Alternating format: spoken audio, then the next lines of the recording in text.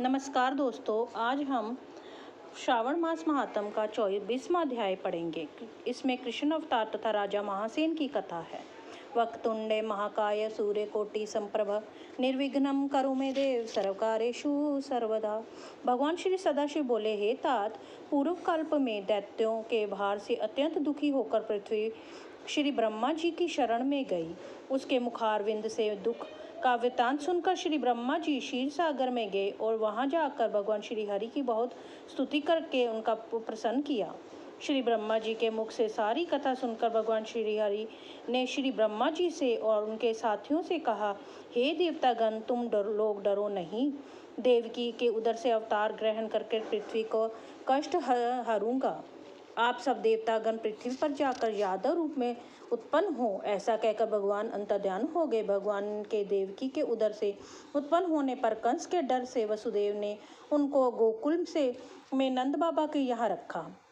भगवान जब थोड़े बड़े हुए तो उन्होंने मथुरा में आकर गणों सहित कंस का वध कर डाला। तब मथुरा निवासियों ने भगवान श्री से प्रार्थना की कि हे कृष्ण, हे महायोगिन, हे भक्तों के अभयदाता देव, शरणागत वत्सल, आपको हम लोग नमस्कार करते हैं, हमारी रक्षा करो। हे देव, हम आपसे कुछ प्रार्थना करना चाहते हैं, उसे आप सुनिए।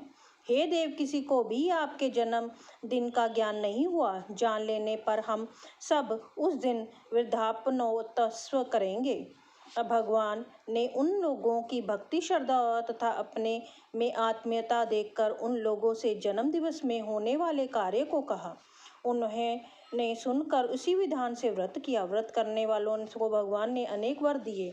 हे तात, इसके संबंध में मैं तुम्हें एक प्राचीन इतिहास बताता हूँ। अंग देश में उत्पन्न मित्रजित नामक एक राजा हुआ। उसके पुत्र का नाम महासेन था। वह सत्य के मार्ग पर चलने वाला तथा अत्यंत साधु स्वभाव वाला था। वह प्रजा की देह प्राण से रक्षा करता था। प्रजा भी उस पर जान छिड़कती थी, लेकिन अचानक वह पखंडियों के साथ में रहने लगा और वह राजा, जो कि कभी धर्मात्मा था, अब अधर्म में लग गया। वह वेद शास्त्रों तथा पुराणों की निंदा करता था और वर्ण श्रम धर्म से बहुत द्वेष करता था। हे तात, इसी प्रकार बहुत काल बीत जाने पर उसकी मृत्यु हो गई और वह काल के वशीभूत हो यमदूतों के वश हो गया। यमदूत उसे पाश बंधन में बांधकर यम के समीप ले गए और दुष्ट संगति में रहने के कारण उसे बहुत पीड़ा और ताड़ना दी गई। फिर उसे नरक में गिराया गया। वहां भी उसे बहुत काल तक अत्यंत पीड़ा और प्रताड़ना की गई। नरक भोग कर उनके अपने पापों के कारण उसे पिशाच योनि प्राप्त हुई। भूख प्यास से अत्यंत व्याकुल होकर वह इधर उधर घूमता हुआ मारवाड़ देश में पहुंचा और एक वैश्य के शरीर में प्रविष्ट हो गया। उस वैश्य की देह में प्रविष्ट हुआ वह पुण्य देने वाला मथुरा नगरी को गया, मगर मथुरा के पास पहुंचने पर मथुरा के रक्षकों ने उसे उस वैश्य की देह से अलग कर दिया। वहां पर वह वनों में तथा ऋषियों के आश्रम में घूमता हुआ देवयोग से जन्माष्टमी के दिन ऋषियों तथा द्विजों द्वारा की जाने वाली महापूजा में सम्मिलित होकर रात भर जागता रहा। उसने वहां हरि कथा सुनी, जिसके प्रभाव से वह उसी क्षण में निष्पाप, पवित्र और स्वच्छ चित्त होकर प्रेत शरीर को छोड़कर विमान द्वारा विष्णु लोक में पहुंच गया। यमदूतों से त्यक्त होकर वह दिव्य भोग समृद्ध हो गया। इस व्रत के प्रभाव से वह मोक्ष को प्राप्त हुआ।